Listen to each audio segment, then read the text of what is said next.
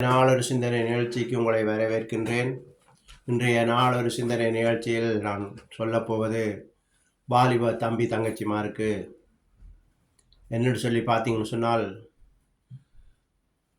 Bible சொல்லுது, உன்னுடைய தாயையும் தாப்பனையும் கனம் பண்ணினால் உன்னுடைய ஆயுசு நாட்கள் நீடித்திருக்கும் என்று சொல்லி, கனம் பண்ணுவது என்பது மதிக்க வேண்டும், தாய் தகப்பன் சொல்லு கேட்டு நடக்க வேண்டும், அவர்கள் என்ன சொன்னாலும் செய்ய வேண்டும். இப்படி செய்து வந்தால் உங்களுடைய ஆயுசு நாட்கள் நீடிக்கும் என்று சொல்லி சொல்லுது. சில பேரை பார்த்தீங்கன்றால் தாய் தகப்பனை பேசுவார்கள், லூசு சனியன் என்று சொல்லியெல்லாம். சில வாலிப தம்பிமார் தாய்க்கு அடிக்கிற வாலிபரும் இருக்கிறார்கள். இதெல்லாம் கடவுள் வெறுக்கிறார், இப்படி செய்யக்கூடாது. ஒரு வேளையில் உங்களுடைய தாயப்பன் படிக்காமல் இருந்திருக்கலாம், அறிவில்லாமல் இருந்திருக்கலாம். இருந்தும் அவர்களால் உங்களுடைய தாயப்பன் அவர்களை கனம் பண்ண வேண்டும். அவர்கள் மூலம்தான் நீங்கள் இந்த உலகத்துக்கு நீங்கள் வந்ததுனால நீங்கள் இன்றை படித்து உங்களுக்கு அறிவு வந்திருக்கலாம். அறிவு இருந்தாலும் நீங்கள் அவர்களை கனம் பண்ண வேண்டும், மதிக்க வேண்டும். இந்த வசனத்தை நான் வாசித்து காட்டுகிறேன், அதுக்கு பின் மிச்ச காரியத்தை சொல்லுகிறேன். யாத்ராகமம் 20:12 வாசிச்சிங்கன்னு சொன்னால், உன் தேவனாகிய கர்த்தர் உனக்கு கொடுக்கின்ற தேசத்திலே உன் நாட்கள் நீடித்திருப்பதற்கு உன் தகப்பனையும் உன் தாயையும் கனம் பண்ணுவாயாக. யாத்ராகமம் 20:12 வாசித்து பார்க்கலாம்.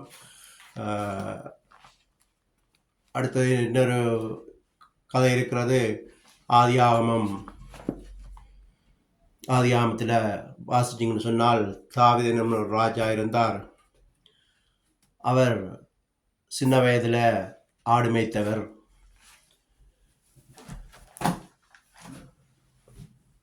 ஆடு மேய்த்து வந்தவர் ஆடு மேய்க்கும் போது அவர் தேவனை துதித்து பாடி இப்படியாக வளர்ந்து வந்தவர். ஒரு நாள் அவர் வீட்டுக்கு போகும்போது தகப்பன் அவர்கிட்ட சொன்னார், இந்த சாப்பாட்டை கொண்டு அண்ணன் மாட்டை கொண்டு சொல்லி. இந்த அண்ணன்மார் இராணுவத்தில் இருந்தவர்கள். அப்போ அந்த சாப்பாட்டை எடுத்துக்கொண்டு அங்கே போன இடத்துல ஒரு கோலியாத்தன்ற ஒரு மனிதர் இருந்தார். பெரிய பயங்கர பலசாலி.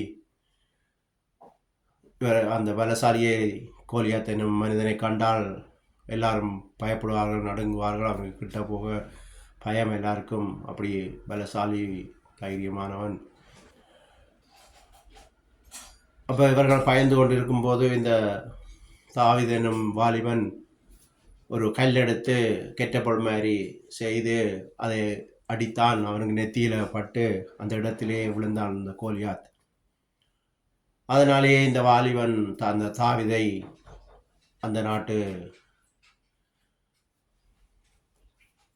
மன்னன் தன்னோடு வைத்து கொண்டார். பாருங்கள், அந்த தகப்பனுடைய சொல்லை கேட்டு அவன் சாப்பாடு கொண்டு போனதுனால அவனுக்கு அந்த வாய்ப்பு கிடைத்தது. இல்லை மாட்டேன்னு சொல்லியிருந்தால் அவனுக்கு இந்த வாய்ப்பு கிடைத்திருக்காது. அவன் ஆடு மேய்த்து கொண்டே இருந்திருப்பான்.